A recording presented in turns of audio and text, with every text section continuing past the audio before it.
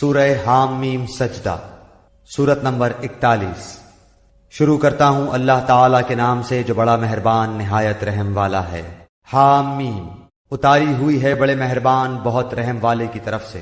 ایسی کتاب ہے جس کی آیتوں کی واضح تفصیل کی گئی ہے، اس حال میں کہ قرآن عربی زبان میں ہے، اس قوم کے لیے جو جانتی ہے، خوشخبری سنانے والا اور ڈرانے والا ہے۔ پھر بھی ان کی اکثریت نے منہ پھیر لیا اور وہ سنتے ہی نہیں، اور انہوں نے کہا کہ تو جس کی طرف ہمیں بلا رہا ہے ہمارے دل تو اس سے پردے میں ہیں اور ہمارے کانوں میں گرانی ہے، اور ہم میں اور تجھ میں ایک حجاب ہے۔ اچھا تو اب اپنا کام کیے جا، ہم بھی یقیناً کام کرنے والے ہیں۔ آپ کہہ دیجئے کہ میں تو تم ہی جیسا انسان ہوں، مجھ پر وحی نازل کی جاتی ہے کہ تم سب کا معبود ایک اللہ ہی ہے، سو تم اس کی طرف متوجہ ہو جاؤ اور اس سے گناہوں کی معافی چاہو۔ اور ان مشرکوں کے لیے بڑی ہی خرابی ہے جو زکوٰۃ نہیں دیتے اور آخرت کے بھی منکر ہی رہتے ہیں۔ بے شک جو لوگ ایمان لائیں اور بھلے کام کریں ان کے لیے نہ ختم ہونے والا اجر ہے۔ آپ کہہ دیجئے کہ کیا تم اس اللہ کا انکار کرتے ہو اور تم اس کے شریک مقرر کرتے ہو جس نے 2 دن میں زمین پیدا کر دی؟ سارے جہانوں کا پروردگار وہی ہے، اور اس نے زمین میں اس کے اوپر سے پہاڑ گاڑ دیے اور اس میں برکت رکھ دی، اور اس میں رہنے والوں کی غذاؤں کی تجویز بھی اسی میں کر دی، صرف 4 دن میں ضرورت مندوں کے لیے یکساں طور پر۔ پھر آسمان کی طرف متوجہ ہوا اور وہ دھواں سا تھا، پس اسے اور زمین سے فرمایا کہ تم دونوں خوشی سے آؤ یا ناخوشی سے۔ دونوں نے عرض کیا ہم بخوشی حاضر ہیں۔ پس 2 دن میں 7 آسمان بنا دیے اور ہر آسمان میں اس کے مناسب احکام کی وحی بھیج دی، اور ہم نے آسمان دنیا کو چراغوں سے زینت دی اور نگہبانی کی۔ یہ تدبیر اللہ غالب و دانا کی ہے۔ اب بھی یہ روگرداں ہوں تو کہہ دیجئے کہ میں تمہیں اس کڑک عذاب آسمانی سے ڈراتا ہوں جو مثل عادیوں اور سمودیوں کی کڑک کے ہوگی۔ ان کے پاس جب ان کے آگے پیچھے سے پیغمبر آئے کہ تم اللہ کے سوا کسی کی عبادت نہ کرو، تو انہوں نے جواب دیا کہ اگر ہمارا پروردگار چاہتا تو فرشتوں کو بھیجتا، ہم تو تمہاری رسالت کے بالکل منکر ہیں۔ اب عاد نے تو بے وجہ زمین میں سرکشی شروع کر دی اور کہنے لگے کہ ہم سے زور آور کون ہے؟ کیا انہیں یہ نظر نہ آیا کہ جس نے انہیں پیدا کیا ہے وہ ان سے بہت ہی زیادہ زور آور ہے؟ وہ آخر تک ہماری آیتوں کا انکار ہی کرتے رہے۔ بالآخر ہم نے ان پر ایک تیز و تند آندھی منحوس دنوں میں بھیج دی کہ انہیں دنیاوی زندگی میں ذلت کے عذاب کا مزہ چکھا دیں، اور یقین مانو کہ آخرت کا عذاب اس سے بہت زیادہ رسوائی والا ہے، اور وہ مدد نہیں کیے جائیں گے۔ رہے سمود، سو ہم نے ان کی بھی رہبری کی، پھر بھی انہوں نے ہدایت پر اندھے پن کو ترجیح دی، جس بنا پر انہیں سراپا ذلت کے عذاب کی کڑک نے ان کے کرتوتوں کے باعث پکڑ لیا۔ اور ہاں، ایماندار اور پارساؤں کو ہم نے بال بال بچا لیا، اور جس دن اللہ کے دشمن دوزخ کی طرف لائے جائیں گے اور ان سب کو جمع کر دیا جائے گا، یہاں تک کہ جب بالکل جہنم کے پاس آ جائیں گے، ان پر ان کے کان اور ان کی آنکھیں اور ان کی کھالیں ان کے اعمال کی گواہی دیں گی۔ یہ اپنی کھالوں سے کہیں گے کہ تم نے ہمارے خلاف شہادت کیوں دی؟ وہ جواب دیں گی کہ ہمیں اس اللہ نے قوت گویائی عطا فرمائی جس نے ہر چیز کو بولنے کی طاقت بخشی ہے۔ اسی نے تمہیں اول مرتبہ پیدا کیا اور اسی کی طرف تم سب لوٹائے جاؤ گے۔ اور تم اپنی بدعمالیاں اس وجہ سے پوشیدہ رکھتے ہی نہ تھے کہ تم پر تمہارے کان اور تمہاری آنکھیں اور تمہاری کھالیں گواہی دیں گی۔ ہاں، تم یہ سمجھتے رہے کہ تم جو کچھ بھی کر رہے ہو اس میں سے بہت سے اعمال سے اللہ بے خبر ہے۔ تمہاری اسی بدگمانی نے جو تم نے اپنے رب سے کر رکھی تھی تمہیں ہلاک کر دیا، اور بالآخر تم ضیاء کاروں میں ہو گئے۔ اب اگر یہ صبر کریں تو بھی ان کا ٹھکانہ جہنم ہی ہے، اور اگر یہ عذر و معافی کے خواستگار ہوں تو بھی معذور و معاف نہیں رکھے جائیں گے۔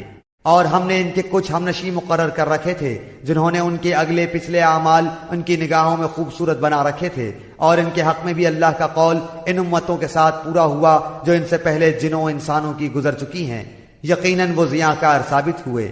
اور کافروں نے کہا اس قرآن کو سنو ہی مت، اس کے پڑھے جانے کے وقت اور بےہودہ گوئی کرو، کیا جب کہ تم غالب آ جاؤ۔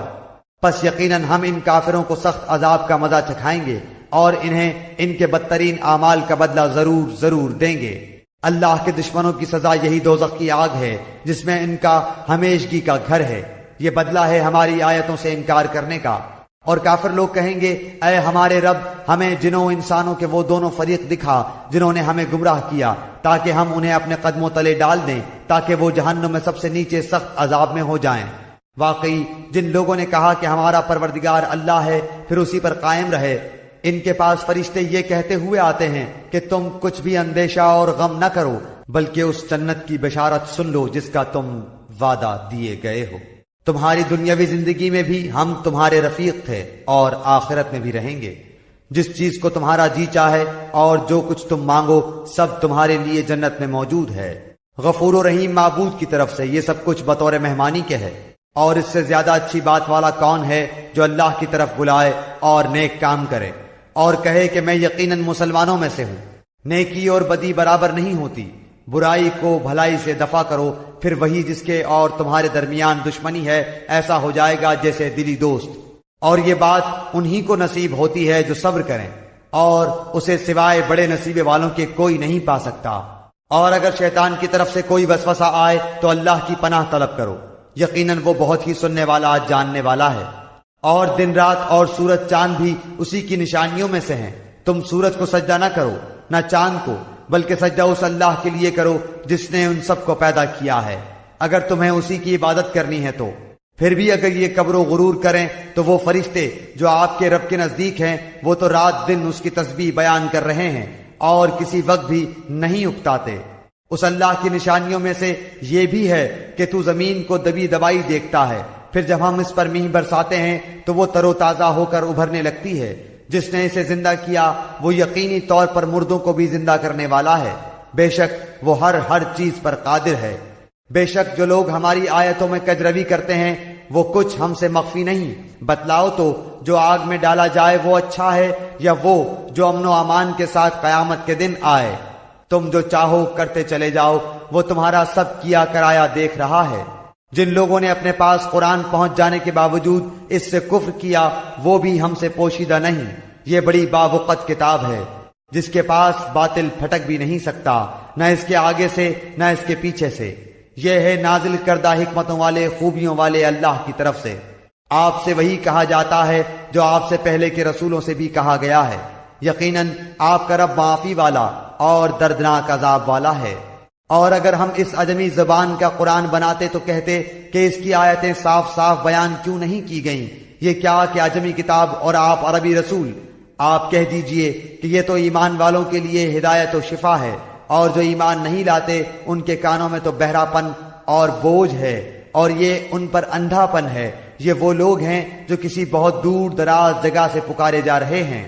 یقیناً ہم نے موسیٰ علیہ السلام کو کتاب دی تھی، سو اس میں بھی اختلاف کیا گیا، اور اگر وہ بات نہ ہوتی جو آپ کے رب کی طرف سے پہلے ہی مقرر ہو چکی ہے تو ان کے درمیان کبھی کا فیصلہ ہو چکا ہوتا۔ یہ لوگ تو اس کے بارے میں سخت بے چین کرنے والے شک میں ہیں۔ جو شخص نیک کام کرے گا وہ اپنے نفع کے لیے، اور جو برا کام کرے گا اس کا وبال بھی اسی پر ہے، اور آپ کا رب بندوں پر ظلم کرنے والا نہیں۔ قیامت کا علم اللہ ہی کی طرف لوٹایا جاتا ہے، اور جو پھل اپنے شگوفوں میں سے نکلتے ہیں اور جو مادہ حمل سے ہوتی ہے اور جو بچے وہ جنتی ہے، سب کا علم اسے ہے۔ اور جس دن اللہ تعالیٰ ان مشرکوں کو بلا کر دریافت فرمائے گا میرے شریک کہاں ہیں، وہ جواب دیں گے کہ ہم نے تو تجھے کہہ سنایا کہ ہم میں سے تو کوئی اس کا گواہ نہیں، اور یہ جن کی پرستش اس سے پہلے کرتے تھے وہ ان کی نگاہ سے گم ہو گئے، اور انہوں نے سمجھ لیا کہ اب ان کے لیے کوئی بچاؤ نہیں۔ بھلائی کے مانگنے سے انسان تھکتا نہیں، اور اگر اسے کوئی تکلیف پہنچ جائے تو مایوس اور نا امید ہو جاتا ہے، اور جو مصیبت اسے پہنچ چکی ہے اس کے بعد اگر ہم اسے کسی رحمت کا مزہ چکھائیں تو وہ کہہ اٹھتا ہے کہ اس کا تو میں حقدار ہی تھا، اور میں تو خیال نہیں کر سکتا کہ قیامت قائم ہوگی، اور اگر میں اپنے رب کے پاس واپس کیا گیا تو بھی یقیناً میرے لیے اس کے پاس بھی بہتری ہے۔ یقیناً ہم ان کفار کو ان کے اعمال سے خبردار کریں گے اور انہیں سخت عذاب کا مزہ چکھائیں گے۔ اور جب ہم انسان پر اپنا انعام کرتے ہیں تو وہ منہ پھیر لیتا ہے اور کنارہ کش ہو جاتا ہے، اور جب اسے مصیبت پڑتی ہے تو بڑی لمبی چوڑی دعائیں کرنے والا بن جاتا ہے۔ آپ کہہ دیجئے کہ بھلا یہ تو بتاؤ کہ اگر یہ قرآن اللہ کی طرف سے آیا ہوا ہو پھر تم نے اسے نہ مانا، بس اس سے بڑھ کر بہکا ہوا کون ہوگا جو مخالفت میں حق سے دور چلا جائے۔ ان قریب ہم انہیں اپنی نشانیاں آفاق عالم میں بھی دکھائیں گے اور خود ان کی اپنی ذات میں بھی، یہاں تک کہ ان پر کھل جائے کہ حق یہی ہے۔ کیا آپ کے رب کا ہر چیز سے واقف و آگاہ ہونا کافی نہیں؟ یقین جانو کہ یہ لوگ اپنے رب کے روبرو جانے سے شک میں ہیں۔ یاد رکھو کہ اللہ تعالی ہر چیز کا احاطہ کیے ہوئے ہے۔